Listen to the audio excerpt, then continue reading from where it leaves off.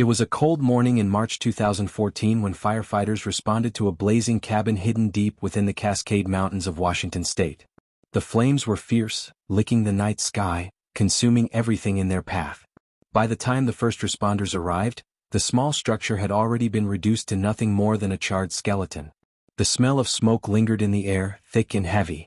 As the firefighters sifted through the rubble, they made a grim discovery: a body unrecognizable and burned beyond belief. It was the kind of scene you see in horror movies, but this was real. There was nothing that could identify the person at first glance. No wallet, no phone, no obvious clues. Just a lifeless, charred figure that once had a name. And yet, there was one thing that stood out amidst the ashes: a metal wristwatch. It had been burned and twisted by the flames, but on the underside there were two initials engraved with precision: NC. The body, they assumed, belonged to Nathaniel Cross. He was a 33-year-old aerospace engineer from Seattle, a quiet man who had recently taken a short leave from his job. Friends and colleagues remembered him as meticulous and reserved. He had been last seen buying groceries at a nearby gas station, 2 days before the fire started. But Nathaniel had one thing that made this situation stranger than most: a twin brother. And his twin, Nicholas Cross, was nowhere to be found. The Cross brothers were polar opposites in many ways. Nathaniel was the successful one, intelligent, disciplined, and driven by a passion for technology. Nicholas, on the other hand, had struggled with addiction, legal troubles, and a history of impersonating others. The brothers had drifted apart over the years, their relationship strained by Nicholas's erratic behavior and Nathaniel's growing sense of distrust. Their estranged mother confirmed that the brothers hadn't spoken in years. The two had gone their separate ways after college, and neither seemed interested in reconnecting. But then the fire happened. When Nathaniel's co-workers were contacted about his death, they were stunned. But even more unsettling was the fact that no one could confirm where Nicholas was. No one had heard from him, seen him, or even spoken to him in months. It was as if he had completely disappeared. Detective Ruiz, who had been assigned to the case, took a closer look at the fire's aftermath. The body was unidentifiable, not just due to the fire's intensity but because there were no fingerprints. None at all. That alone raised questions. The victim's remains had been carefully handled, wiped clean of any possible prints. Whoever set that fire seemed to know exactly how to erase all traces. Ruiz's mind raced as she reviewed the details. The watch. The lack of fingerprints. The cleanup. Everything pointed to something far more calculated than a simple accident. A few days later, the DNA results came back inconclusive. The test, meant to confirm whether the remains belonged to Nathaniel, had produced a partial match to the Cross family, but nothing definitive. The more Ruiz dug into the brothers' past, the stranger the case became. Nathaniel Cross had been an impeccable man. His life appeared perfect from the outside. But a few months before the fire, Nathaniel had made a strange decision. He had taken a leave of absence from his prestigious job at a government-funded aerospace company. That was unusual enough in itself, but what was even stranger was that his last few days before the fire seemed off. A week before his death, Nathaniel had conducted some very peculiar online searches. His browser history revealed that he had been looking into how to disappear, how to erase one's past, and even how to fake a death. Detective Ruiz felt a cold shiver run down her spine. Was Nathaniel planning to vanish? But why? What could have driven him to take such drastic measures? As Ruiz pieced together the story, she couldn't help but wonder, had Nathaniel been the victim or had he been the one pulling the strings?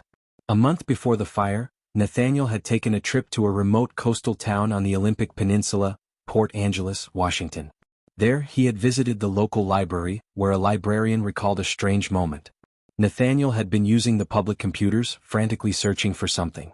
When asked if he needed help, he simply shook his head, but there was something unsettling in his eyes: fear. The librarian would later tell authorities that Nathaniel looked like a man on the run, like someone who feared for their life. But what had he been so scared of? And why was he researching how to disappear? Ruiz was beginning to suspect that the fire wasn't a random event. It wasn't an accident. It was staged. Someone had planned it with precision, and Nathaniel had been part of that plan, whether willingly or not. The more Ruiz learned, the more it seemed that Nathaniel wasn't the victim here. In fact, the more she investigated, the more it became clear that someone was actively hiding the truth. And then came the first break in the case. 3 weeks after the fire, surveillance footage surfaced from a government building in Washington, D.C. It showed a man, tall, composed, and walking with purpose. He entered the building and signed in under the name Nathaniel Cross. Ruiz froze as she reviewed the footage. There, standing in front of the security desk, was a man who didn't quite look like Nathaniel. He moved with a confidence that Nathaniel didn't have. The posture, the way he signed his name, this wasn't the Nathaniel Ruiz had been investigating. This man was Nicholas. But why would Nicholas, presumed dead, be posing as his brother? And if Nicholas was alive, then who had died in that fire? The video was enough to make Ruiz question everything she thought she knew about the Cross brothers. Was it possible that Nicholas had faked his own death, and now he was walking free, living in his brother's place? The more Ruiz dug into the case, the more it became clear. Something far darker was at play here, something that no one had expected. The truth was far more twisted than anyone could have imagined. And just as she was about to make the next breakthrough, Ruiz received an unexpected call. It was from an anonymous source. They had information that could crack the case wide open. But they wouldn't give Ruiz any details over the phone. They simply said, "You're looking at the wrong twin." Detective Dana Ruiz sat in her office, the walls lined with case files and photographs that were now beginning to blur together. The more she dug into the Cross brothers, the deeper the mystery seemed to grow. Nathaniel Cross was supposed to be dead. But now, with the video footage showing a man signing in as Nathaniel at a government building, Ruiz wasn't sure what was real anymore. She couldn't shake the feeling that someone was playing a dangerous game of identity, and that game wasn't just about hiding the truth, it was about erasing it altogether. After reviewing the footage from Washington, D.C., Ruiz's suspicion only grew. The man in the video had the same height, the same build, but there was something different about him.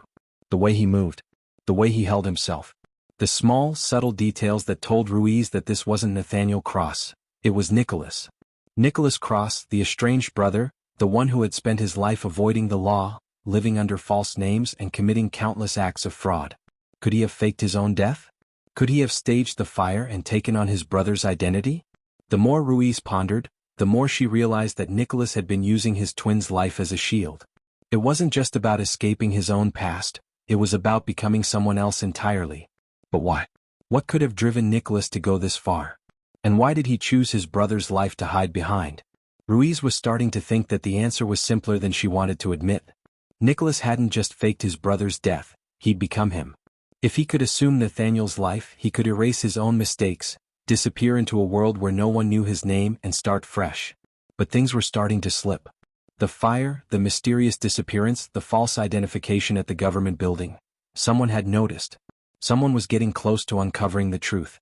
Ruiz wasn't the only one asking questions. A private investigator named Ethan Klein had been hired by Nathaniel's family shortly after the fire. Klein was well known for his work on missing persons cases and had a reputation for uncovering hidden truths in cold cases. He'd been quietly investigating the Cross case from another angle and had uncovered a few details that Ruiz hadn't yet stumbled upon. Klein called Ruiz one evening with urgent news. "I found something," he said, his voice low and hurried. "You need to meet me, there's a place you're not looking." Ruiz agreed to meet him at a coffee shop on the outskirts of the city. She arrived early, sitting in a corner booth, tapping her fingers against her coffee cup as she waited. The air was thick with tension. A few minutes later, Klein arrived, his face tense, his eyes scanning the room. When he sat down, he didn't waste time. "I went back through Nathaniel's phone records. There's a number that stands out, someone Nathaniel was in contact with just days before the fire." Ruiz leaned in, her interest piqued. "Who?" "A woman," Klein said. "Her name is Sophia Palmer. She's an accountant in Tacoma, and she's had a history of being involved with Nicholas Cross. She's the key." Ruiz's stomach churned. "Nicholas?" "Yeah," Klein continued. "It's all starting to make sense now. Sophia was helping Nicholas maintain his new identity, pretending to be Nathaniel. She knew about the fire, she knew about everything." Klein had managed to track down Sophia Palmer, but when Ruiz and Klein tried to contact her, they were met with silence. She'd vanished. The only clue they had was a single letter which had been sent to Nathaniel's home just before the fire, a letter that had been sent to Sophia's address but never opened. Klein pushed the letter across the table to Ruiz. The handwriting was messy, hurried, almost frantic. She read it aloud, her voice steady. "I've made my decision. I can't keep living a lie. I've been helping Nicholas and I've realized that he's gone too far. He's taken it too far this time. You can't trust him. He's not Nathaniel and I fear for my life now. Please don't trust him. You'll regret it." Ruiz stared at the letter, the words cutting through the quiet space like a knife. Who had written this? What did it mean? Was it from Sophia? Or was it something more sinister? As she read the letter again, Ruiz felt the weight of its warning sink in. She'd been so focused on Nicholas Cross and his attempt to steal his brother's identity that she hadn't considered how deeply embedded his web of lies had become. This wasn't just about two brothers, it was about everyone they had touched. And now, it seemed that Sophia Palmer was another victim in this twisted game. Ruiz knew one thing for sure now: Nicholas was alive. And he was far from finished. The next morning, Ruiz received a visit from an unexpected source, Detective Owen Harris from the Seattle Police Department. He'd been working on a separate case, but it appeared to be connected. Harris had been investigating a string of identity thefts, and one of the stolen identities had been traced back to Nathaniel Cross. The kicker? The identity had been used to open a bank account in Portland, Oregon, where Nicholas had been seen recently. Ruiz's mind raced. This was the break they needed. Nicholas was using Nathaniel's identity, but he hadn't been careful. The more Ruiz thought about it, the more she realized that Nicholas had underestimated how far people would go to find the truth. But what was Nicholas's endgame? What did he want now that he had Nathaniel's life? And why did he feel the need to leave clues behind? As Ruiz prepared to head to Portland to follow up on the new lead, her phone buzzed. It was a text message from an unknown number. It read, "You're getting too close. If you keep digging, you'll never find me. You'll just end up like the others." Ruiz's blood ran cold. Was Nicholas threatening her? Or was it someone else, someone even more dangerous than she'd imagined? Ruiz was on the verge of unraveling the truth, but with the threat of danger hanging over her and a warning that she was getting too close, what would she find in Portland? And who was behind the cryptic message? Could she uncover the final secrets of the Cross brothers before it was too late? Detective Dana Ruiz sat in her car, the wheels of her mind turning as she stared at the busy streets of Portland, Oregon. The city had a strange energy, a mix of history and modernity, where secrets were easily hidden in the cracks of its busy streets. But today Ruiz was searching for something more elusive: truth. After the cryptic text message warning her to stop digging, Ruiz knew she couldn't turn back. She had to find the answers. There were too many lives intertwined in this case, and the deeper she dug, the more she realized that everything about the Cross brothers was a carefully orchestrated lie. But the trail had gone cold. After speaking to the few witnesses who had seen Nicholas in Portland, Ruiz found nothing solid. No one could confirm where he'd been or what he'd been doing. It was as if he had vanished, just like his brother before him. Still, she couldn't shake the nagging feeling that Portland held the key to unlocking the truth. Ruiz's first stop was a rundown motel on the outskirts of the city. The building had seen better days. Faded neon lights hung above the entrance, and the parking lot was almost empty. She stepped out of the car and walked toward the front desk, her badge hanging from her belt. Inside, the air smelled stale, a mix of old carpet and cheap cleaning products. The clerk behind the counter, an older man with a scruffy beard, looked up at her from his newspaper. "I'm looking for a guest named Nicholas Cross," Ruiz said, her voice calm but firm. The man squinted at her for a moment before shaking his head. "Never heard of him." Ruiz didn't buy it. The hotel's records showed a man by the name of Nathan Cross, which was close enough to raise suspicion. She showed the clerk a photo of Nicholas. "Does this man look familiar?" The clerk paused, his eyes darting nervously. I'm not sure. A lot of people stay here. But maybe I've seen him. The man you're talking about, he paid in cash. Didn't want to leave a trail." That was the first clue Ruiz had gotten all day. She pushed further. "Do you remember anything else about him? Anything at all?" The clerk looked around the empty lobby, lowering his voice. There was something strange. A woman came by a few days after he checked in. She kept asking about him, said she was his sister. But she didn't seem like the type. Real cold. Dark eyes. That's all I remember. Ruiz's heart skipped a beat. Could this be the mysterious woman from the letter? Could she be connected to Nicholas? "Do you have a name for her?" Ruiz pressed. The clerk shook his head. "Sorry, lady. Can't help you there." But she was in a hurry, like she didn't want anyone to know she was looking for him. Ruiz left the motel feeling more unsettled than when she had arrived. She now had a name, or at least a lead. This woman, whoever she was clearly important. But what role did she play in Nicholas's disappearance? As Ruiz walked back to her car, she reviewed the case in her mind. Nathaniel and Nicholas had been twins, identical in almost every way except for the choices they made. Nathaniel had chosen the path of a quiet, successful life, while Nicholas had spiraled into a life of crime and deception. The more Ruiz thought about it, the more she realized how easily Nicholas could have assumed Nathaniel's identity. They were the perfect match, and if Nicholas had used Nathaniel's life as a shield, who could have ever suspected the truth? The next step in Ruiz's investigation was clear: find this woman. But before she could make any plans, her phone rang, interrupting her thoughts. It was a blocked number. Ruiz hesitated but answered anyway. Detective Ruiz. A voice, low and gravelly, spoke on the other end. Stop looking for me. You're getting closer than you should. Keep digging and you'll regret it. Ruiz's pulse quickened. She recognized that voice. It wasn't Nicholas, it was someone else. Someone who knew far more than they were letting on. Before she could respond, the voice hung up. Ruiz sat there for a moment, absorbing the threat. She had no idea who it was, but she knew they were serious. Whoever was behind this wanted her to stop. But Ruiz couldn't back down now, not when she was so close. She had come too far. Ruiz's next move was to track down Sophia Palmer, the woman the motel clerk had mentioned. Sophia was the one person who could potentially tie everything together. She had been in contact with Nicholas, and her cryptic letter had been the first real clue that Nicholas was alive. Ruiz checked every record she could find. Sophia Palmer had a long history of moving from place to place. She had lived in Seattle, Tacoma, and Portland. But her most recent address was a small apartment in the heart of Portland. Ruiz arrived at the building just as dusk was falling. The area was quiet, with a few streetlights casting long shadows across the sidewalk. She approached the door and knocked. A few moments later, a woman in her mid-30s opened the door. Her eyes were tired, as if she hadn't slept in days. When she saw Ruiz's badge, her face tightened. I'm Detective Ruiz. I need to ask you about Nicholas Cross, Ruiz said, her voice steady but firm. Sophia Palmer's expression faltered for a moment, and then she quickly stepped aside, gesturing for Ruiz to come in. She led Ruiz into a small, sparsely furnished apartment. There was a sense of unease in the air. Sophia sat down across from Ruiz, her eyes dark and wary. I don't know what you want from me.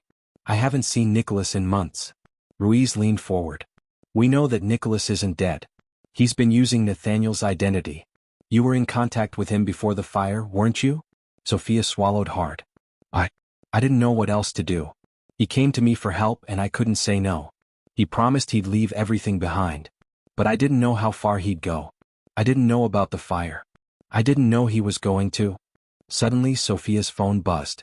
She glanced at it, her face draining of color. Who was that? Ruiz asked, noticing the change in Sophia's demeanor. Sophia hesitated. It's nothing. Just someone I know. But Ruiz wasn't buying it. Who? Sophia stood up, clearly agitated now. You need to leave. I can't help you anymore. But Ruiz wasn't going anywhere. Not yet. And just as she was about to press her further, Sophia's phone buzzed again. This time, a message appeared on the screen. She knows too much. It's time to shut her up. The warning on Sophia's phone sent a chill down Ruiz's spine. Someone was watching them. Someone who didn't want the truth to come out. Who were they, and what would they do to stop Ruiz from uncovering the final secrets of the Cross brothers? Detective Dana Ruiz couldn't shake the growing sense of dread that lingered in the air after she read the message on Sophia Palmer's phone. The cryptic words, she knows too much. It's time to shut her up, were a direct threat. Someone was out there, someone with power, watching every move they made. Whoever it was, they didn't want the truth about the Cross brothers to come to light. And it was clear that they would stop at nothing to keep it buried. Sophia, pale and trembling, stared at her phone, her fingers shaking as she slid it back into her pocket. You need to leave, she whispered, her voice barely audible. Ruiz had no intention of leaving. Not now.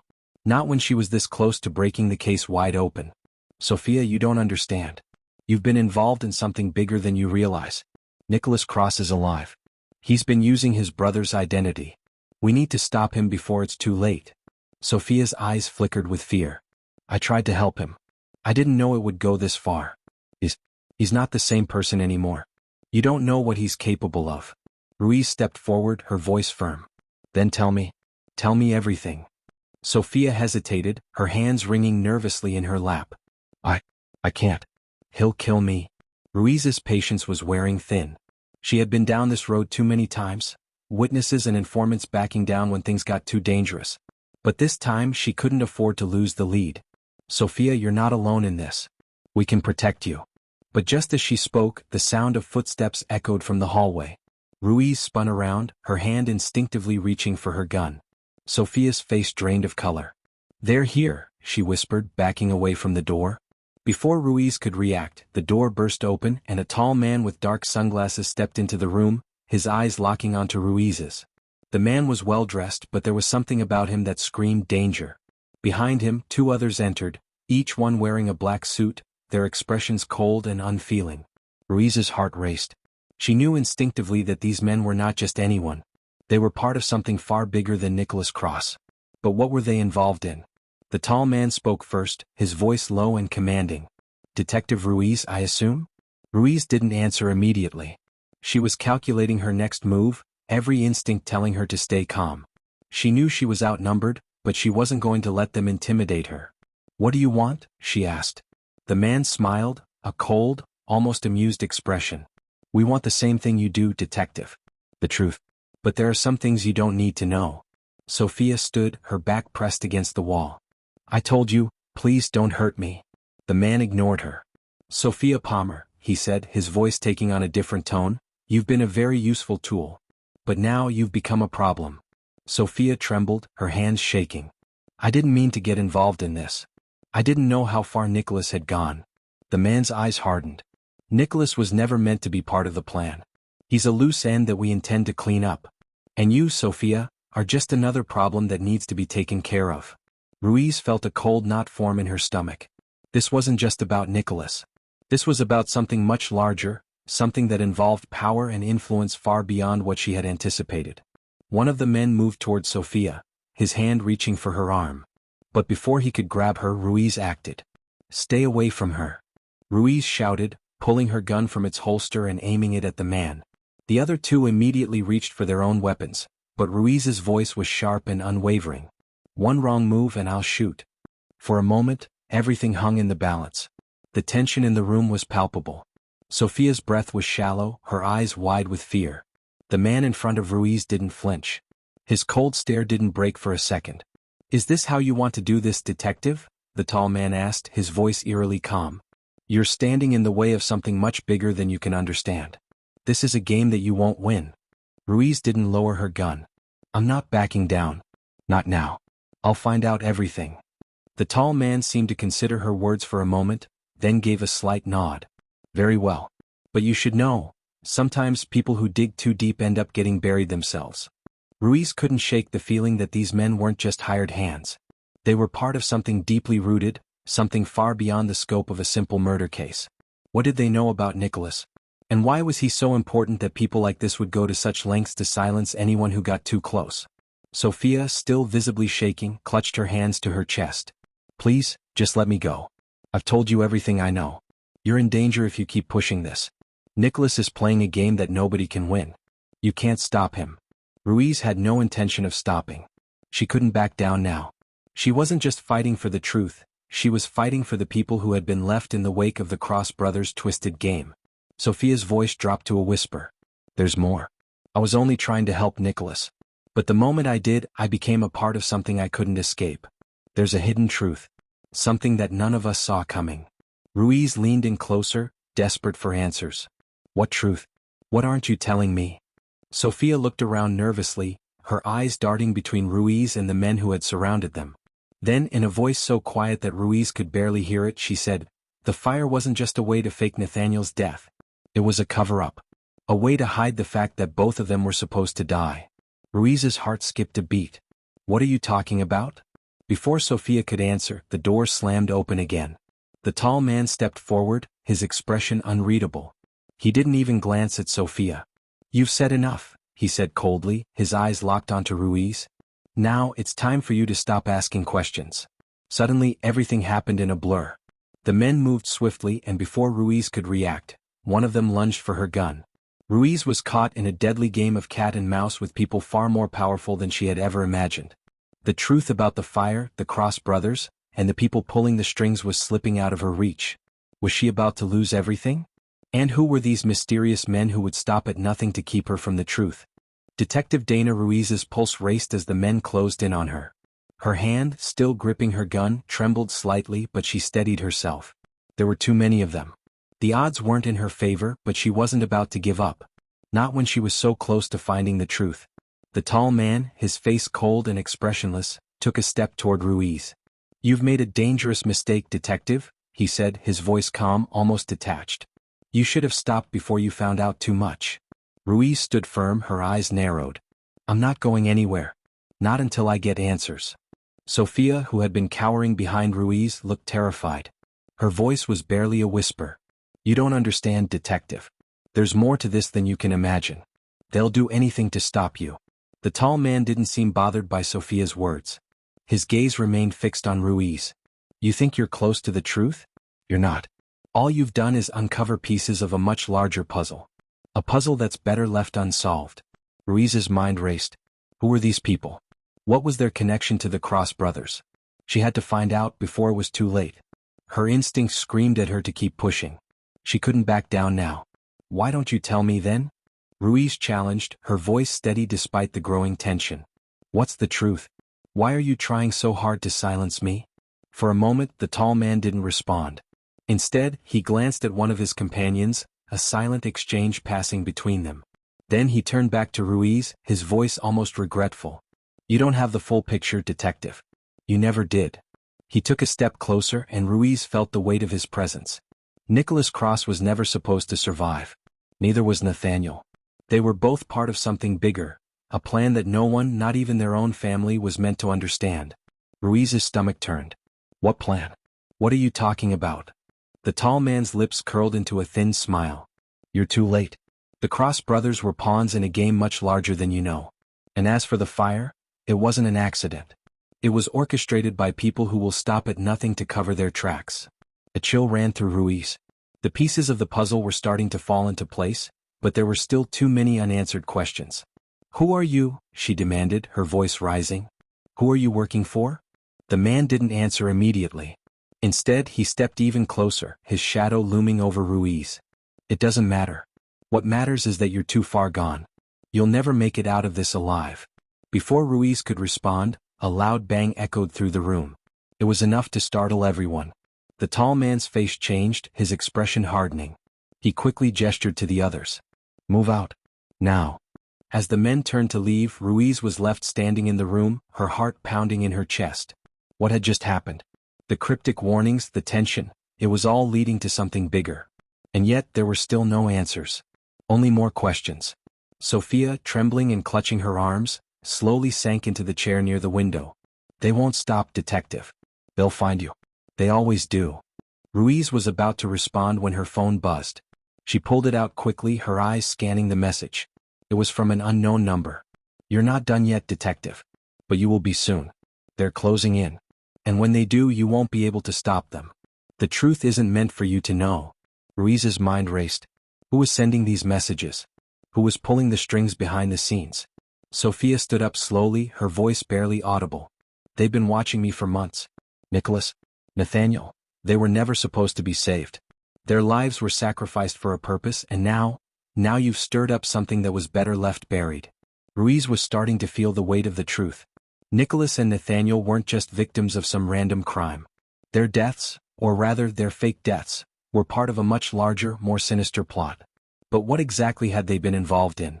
Suddenly, a loud crash echoed from the hallway, followed by the sound of footsteps. Someone was coming. Fast. Ruiz's heart skipped a beat. She reached for her gun again, ready for whatever was about to happen. But before she could prepare herself, the door to the apartment burst open. A man in a black suit stepped in. His face was familiar, one of the men from earlier. But this time there was something different about him. His eyes were wide with panic, his hand clutching a dark, stained piece of cloth. "Get down," the man shouted. Sophia screamed and ducked behind the couch. Ruiz instinctively aimed her gun at the man, but his words stopped her. "Listen to me. They're coming for you. They're coming for all of us." Ruiz's mind was spinning. Who is coming? Who are you? The man's breath came in short gasps, his eyes darting nervously to the window. "The ones you don't know about. They're much closer than you think. You need to leave now. Before it's too late." Before Ruiz could react, another crash sounded from the hallway. The man turned and ran toward the door. "You don't have much time, detective. You need to trust me." But Ruiz didn't move. Not yet. She had to understand who this man was. Was he an ally? Or was he part of the same shadowy organization that had been working behind the scenes this whole time? Just as the man reached the door, he turned back. They're not going to stop. You're not safe here anymore. And with that he was gone, disappearing into the hallway, leaving Ruiz and Sophia alone once again. Ruiz didn't know what to think. Was this man a warning, or was he leading her into even greater danger? The cryptic message, the urgency in his voice. Something didn't sit right. Sophia's voice broke the silence. You have to go. If you stay here they'll kill us both. Ruiz was torn.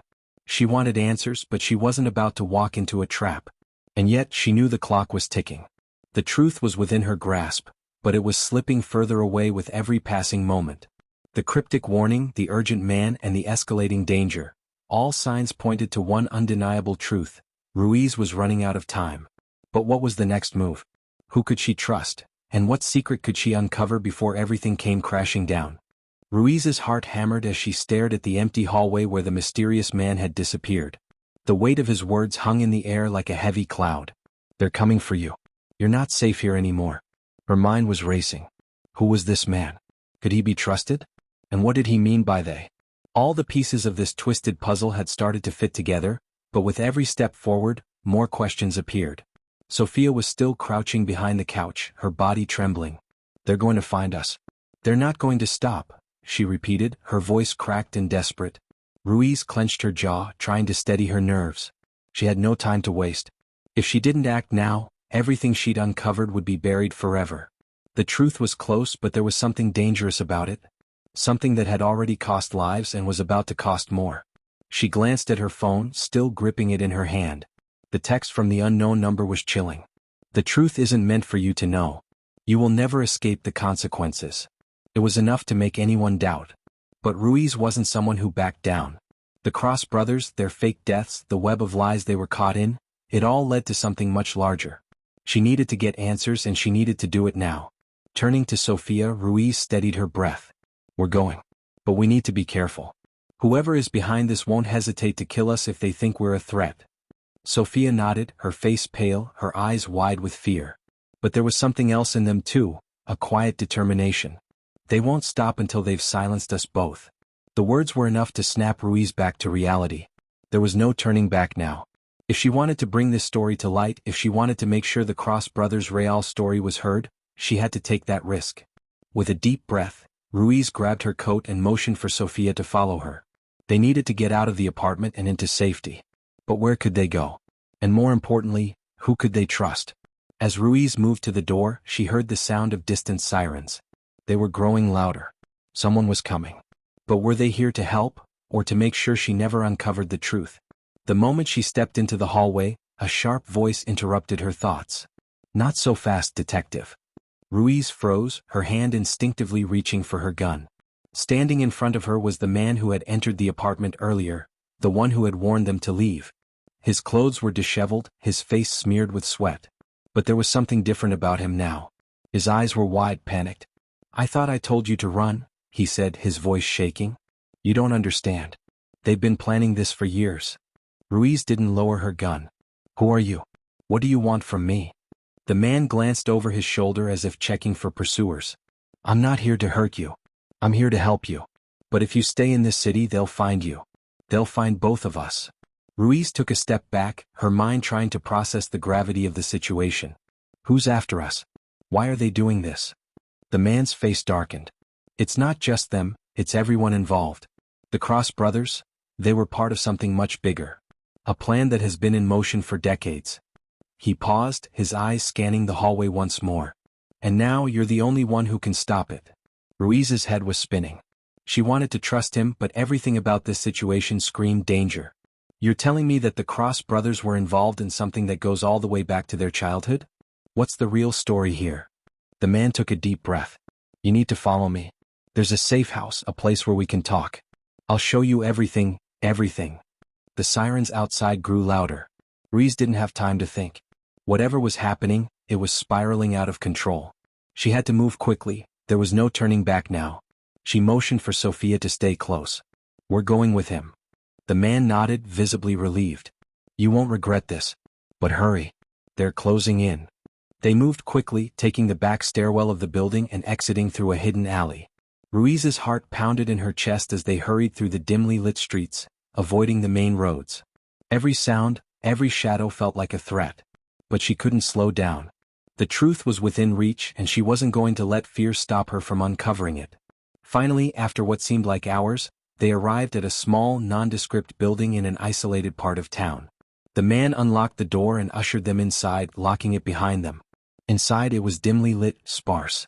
There was a single table in the center of the room, and a few chairs scattered around. The man gestured for them to sit, and as they did, he pulled out a folder, thick with papers. "This," he said, his voice low, "is the real story behind the Cross brothers. What you don't know is that their deaths were a cover-up. They were part of a covert operation, one that's been hidden from the public for decades." Ruiz leaned forward, her pulse quickening. This was it. The answers she'd been searching for were finally within her grasp. The man opened the folder, revealing photographs, old, black and white images of Nicholas and Nathaniel as children, surrounded by men in dark suits. But it wasn't just about the Cross brothers. The photos showed connections to powerful people, hidden networks, and dark secrets that spanned across borders. "This is bigger than anything you've imagined," the man continued. "And now that you know, they'll stop at nothing to silence you. You have to decide, detective. Do you expose the truth or do you walk away and leave it all behind?" Ruiz stared at the photographs, her mind reeling. The truth had always been hidden behind a veil of lies and manipulation, but now she was standing at the crossroads. One decision. One choice. Would she walk away, leaving the secrets buried? Or would she risk everything to expose the truth, and the men behind it? Before she could answer, the room's door creaked open. The door had barely opened when a figure stepped inside. Ruiz's heart skipped a beat as the man who had entered earlier, now covered in dirt and blood, stood in the doorway. But he wasn't alone. Behind him, another man entered, his face shrouded in shadow. It was clear that Ruiz's decision was about to be made for her. Would she make it out alive? Or would this truth, much darker than she could have imagined, swallow her whole?